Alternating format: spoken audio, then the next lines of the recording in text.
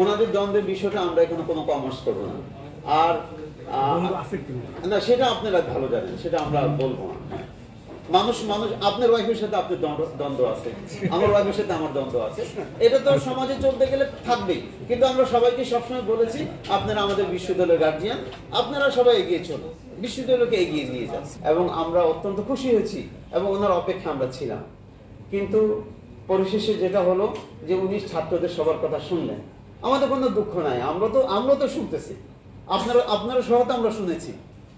ওরা যে অনশনে বসেছে শুরু থেকেই তো আমরা কন্টিনিউয়াসলি দিনে 3বার 4বার ওদের সাথে আমরা বসেছি। কিন্তু আমরা একটু ব্যথিত হয়েছি যে উনি আমাদের কথাগুলো একটু শুনলেন না।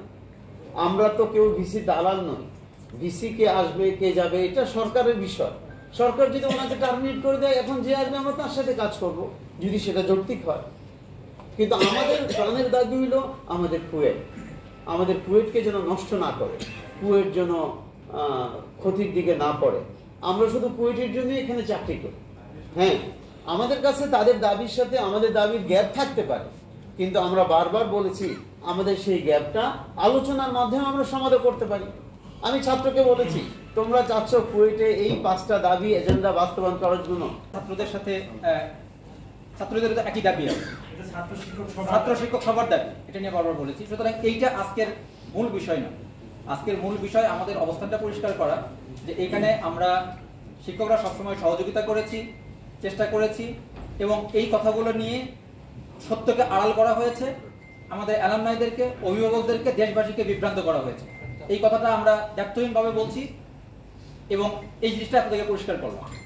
2, ভাইস চ্যান্সেলর মহোদয়ের যদি কোনো, যেহেতু এখন সরকার এখানে হস্তক্ষেপ করেছে, ভাইস চ্যান্সেলর মহোদয়ের যদি কোনো দোষ থাকে, ওনারা কোনো ত্রুটি খুঁজে পান, ওনারা সেই এই ব্যবস্থা নেবেন। কিন্তু সেটা যদি না হয়, এইভাবে কোনো পক্ষের কোনো গ্রুপের এরকম করে চাপে একজন ভাইস চ্যান্সেলরকে একজনকে অযৌক্তিকভাবে পদত্যাগ করতে হবে, আমরা তীব্রভাবে বিরোধিতা করছি।